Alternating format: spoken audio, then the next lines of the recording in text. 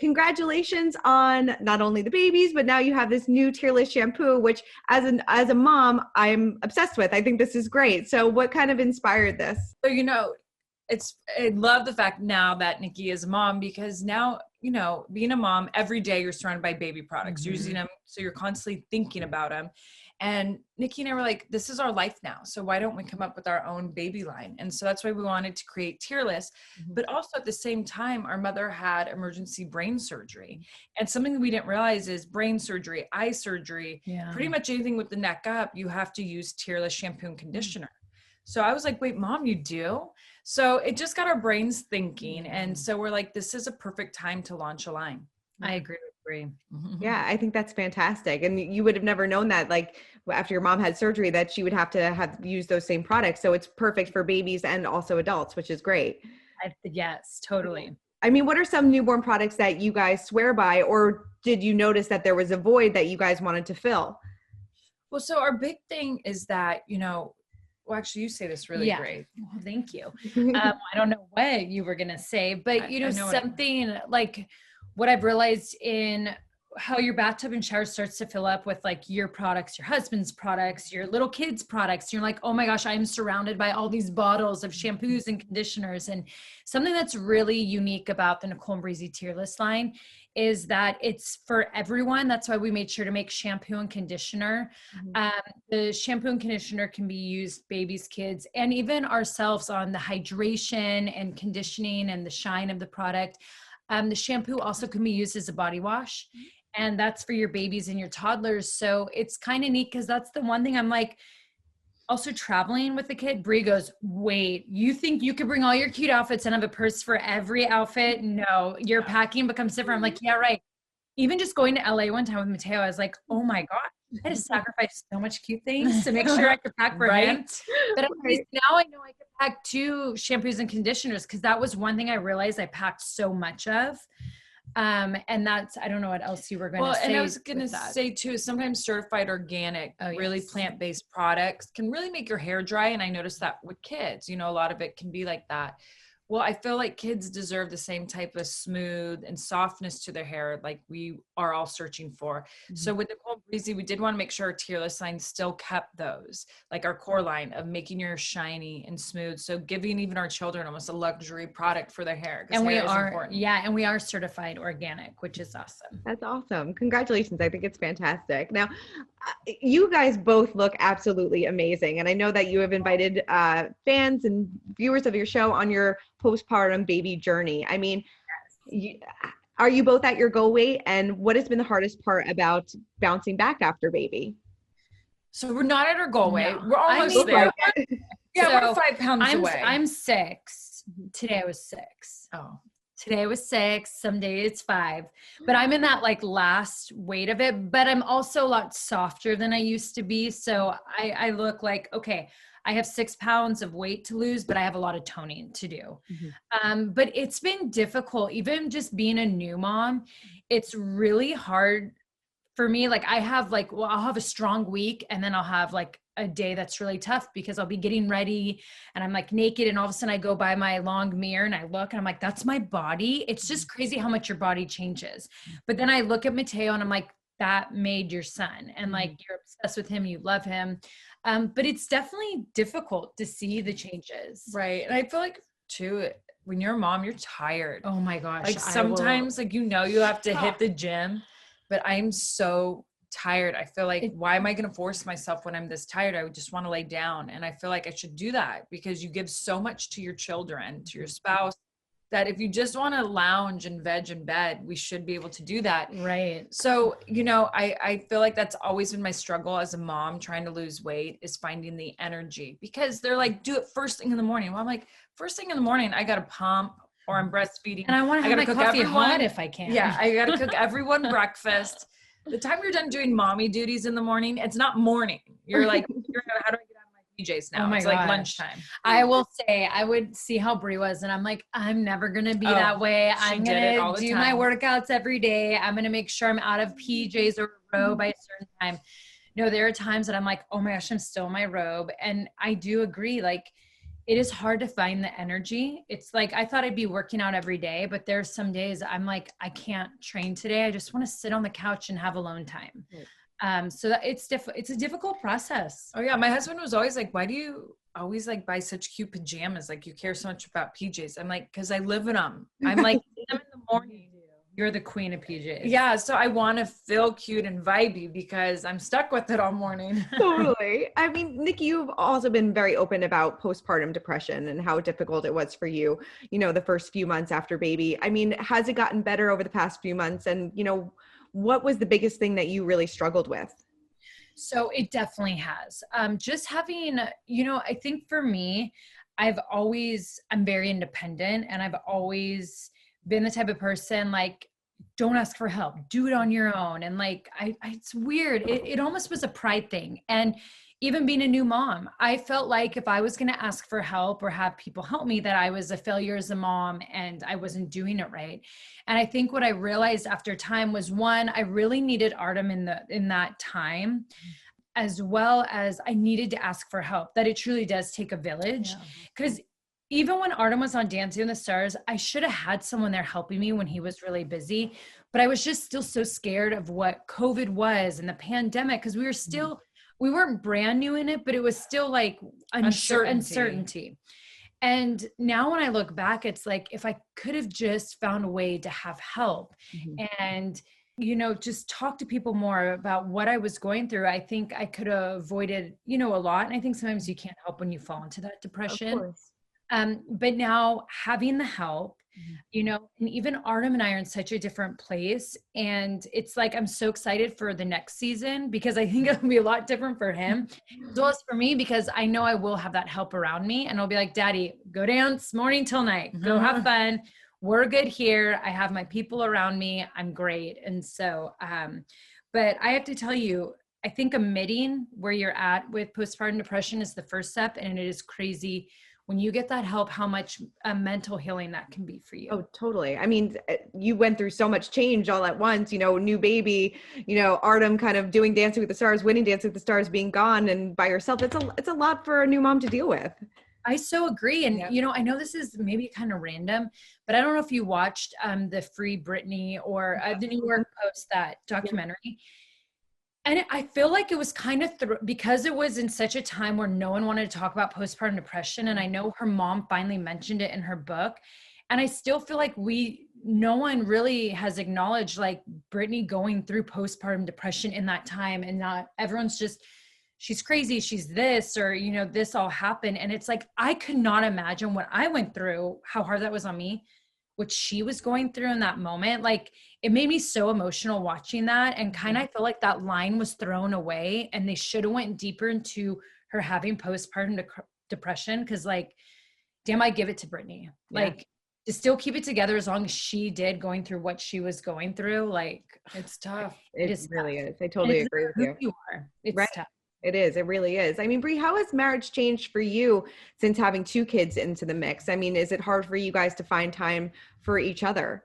Oh my gosh, it is. The one thing Brian and I said that we feel blessed with having two, because how much it changes, is that we have such a great partnership. We have great communication and a strong friendship. So for he and I, we respect each other, and like, we'll just look at each other at times and be like, bedtime is like in 3 hours and I'm about ready to pass out, and he'll feel the same. And so to have kind of that support system to get through a day. And, I thought one kid like took away a lot of time. Then you put two in the mix who have different needs. It really wipes out all your energy and time. And at night, it's nice. We do have a couple hours where we get before we want to crash and go to sleep and really talk. But he and I said, like, you really need a strong partnership to just do parenting, like, and together and be sane. So totally. No, it's so true. And I know, Nikki, you said in January that you and Artem were in couples therapy. I mean, has that helped your relationship? And, what kind of challenges did you guys really have to work through, being new parents, newly engaged, and kind of like we said before, this separation with Dancing with the Stars? I mean, it's helped us tremendously. Like, we don't even have to keep going, because it's good to always have checkups, but all of a sudden all our sessions turn into like, you just sit there and you're like, oh, I really love you right now. Like, there's no problems. It's like, we didn't know what to talk about. But it, you know, for Artem and I think for new parents, and I think anyone that's been in this situation, it's hard for the guy to understand what us women are going through. And us women don't always, I know in my situation, I don't tell him how I'm feeling. I just assume that he should know. Mm-hmm. And then he's this guy, like, I have no idea what she's feeling. And now she's upset at me. And I just realized miscommunication. Like we used to have an amazing foundation of communication, and we lost that when Mateo came. It's both of our faults in different ways. Me for not communicating and Artem for not asking. And it was so amazing when we started to realize that. And now, like, how we communicate when we both feel a certain way or anything with Mateo, it's like, yeah, it just, we appreciate each other now in a certain way. It was like, even last night, like I knew Mateo, he doesn't cry anymore through the night. But I was like, he just needs a bottle. And I was like, maybe he needs to go back to sleep. And we realized he was hungry. And I was like, you just have to know that sometimes mom intuition kicks in.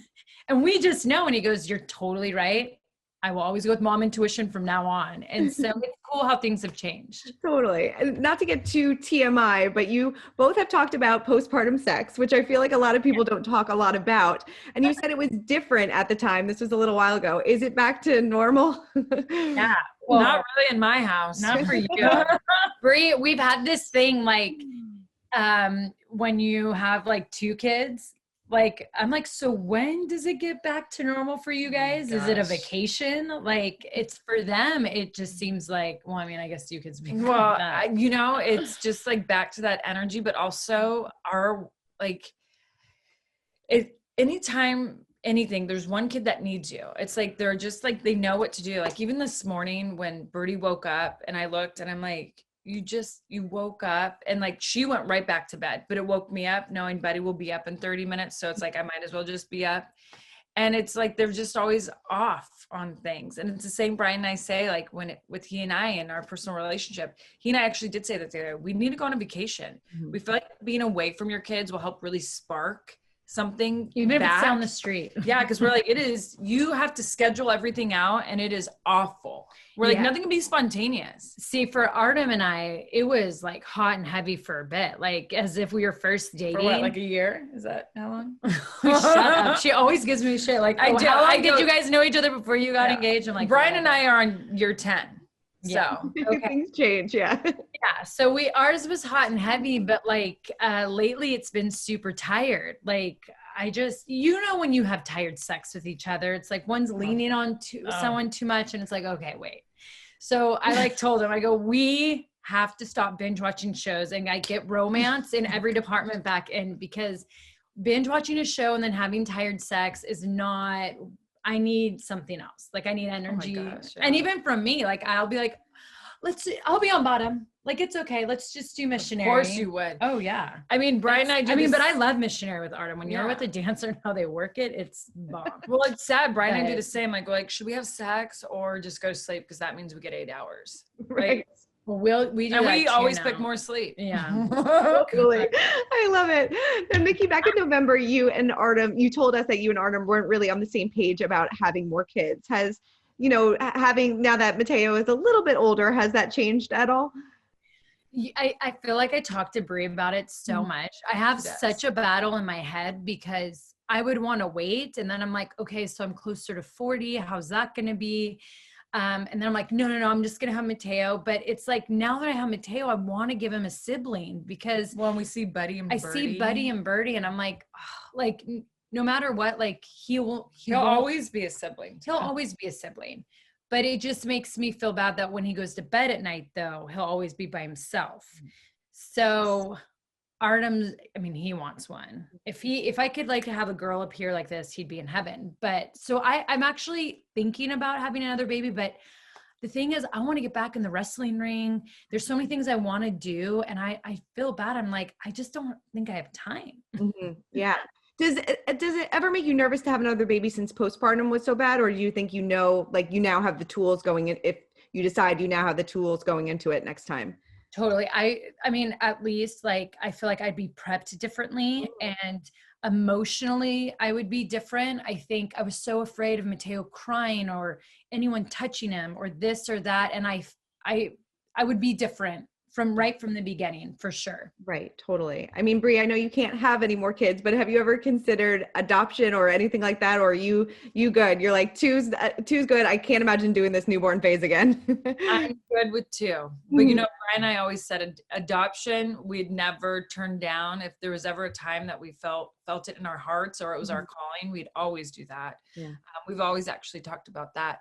But right, 2 pregnancies, no more. No more. I'm 37 and I'm like, you know what? We're going to get back into shape and then it's just going to be like wine time and I know not have that's to worry the thing. about I live in anything. Napa Valley. So I'm like, to get pregnant in Napa Valley, that would be tough. I was gonna say, I always look at your Instagram. I'm like, oh, the wine must be so good all the time.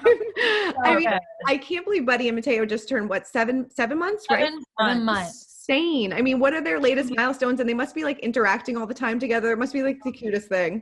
The cutest So thing. cute. So they're so close and both crawl. Well, Mateo's rolling, but Mateo rolls everywhere. Buddy crawls. They both sit up. But the cute thing is when you see them, like Buddy always wants to grab Mateo and he's a little aggressive where Mateo's always like, excuse me, Mateo, like, let's do this gently. And then when you see them in their jolly jumpers, Mateo like does his He little tap dances. He never jumps. He never jumps. Tap dance. And like perfect posture. Buddy's jumping. He's wild. I feel like he's going to flip out of it. They're so different, but yet they love being right next to each other. It's really calm really each cute. other. But Mateo's definitely the calm one and proper. And my little one's so wild. And he is so drawn to Russian. Like Really? the language. Yeah. I'm like, it's how he interacts with Artem's family on FaceTime. It's just like he's in his zone. Like that's his place. And I'm like, oh, wow. It's like, it just trips me out. Like to see that as his brain's like working. It's like he's very drawn to that language over English right now. Even though he knows his name's Mateo. I've noticed. I'm like, Mateo or Teo. He turns and looks at me. And he knows when I say, can you say? And then when I say what I want him to say, then he just won't. He talks to me all the time, but then like gibberish, but then he's stubborn like you. Oh yeah. I love it. That's so funny. Are you going to raise him bilingual then? Yes. That's so cool. I'm even going to try to do Spanish. I'm going to try to make him trilingual. Mama's going to learn more. I know some, but because my father, he lives in Mexico and his wife and his family only speak Spanish. So Artem and I's goal is to have a trilingual household. I love that. That's awesome. Are you two like constantly comparing notes about what the other is doing? Like everything from food to how many diapers you go through a day? Like I'm sure it's just constant on the phone all the time. Sleep times, eat times, cry times. It is like and what's crazy. Weird because we compare every day. Is they're so alike. Yeah. Like even this was yesterday morning. I think I called you and I'm like, it was so weird. Buddy had an outburst at like 2 a.m. but went back to sleep and she goes, Brie, Mateo did too. Like, and they both went back to sleep, but they both had an outburst. It was really like they do that all the time. All the time. Even naps. Yeah, naps. It really trips us out. They have the same bad nap at the same time. Always, yeah. It's like they have their own twin tuition. Every day. It's They're so like crazy. a walkie-talkie's like, should we mess with moms? Yeah. Totally. I know, Nikki, your wedding is fast approaching. How is planning going and how are you going to include Mateo in the ceremony? So my dream is that he'll be able to walk so he can walk the rings. But I'm kind of, Artem and I haven't started wedding planning because we're waiting on one thing. We're waiting to see if we're going to do it on TV or not. And so the minute we know that, then we're going to just go full throttle because I truly believe in the fall, we're not going to be in the fear that we are now in the pandemic. I truly feel like with so many people getting the vaccines and all that different stuff that places are going to be open and we're going to feel okay. So, cause I don't want there to be rules on my wedding. Yeah. Like I want people to come and have fun. And so, Definitely. Have you stayed in touch with Caitlin since Dancing with the Stars at all? Have you guys? Yes, we, so Artem did her podcast and then we did hers too, right? And then she did ours. So it's always fun because now you do podcasts through Zoom so much. So you catch up and when she looks incredible, but she's coming to Napa soon. And I've never met her in person. I've only ever met her on Zoom. And my gosh, yeah. Cause think even before her and Artem partnered up, we did her podcast on Zoom. So funny. So we thought it would be fun. We actually told her to do a fun collab with Nicole and Breezy and her hair scrunchies. Oh yeah. I love that. Totally. But we'll kill wine country. I mean, The wine, the grapes are going to be like just hiding when they see us and Caitlin roll. Yeah. Like, they're going to drink us all.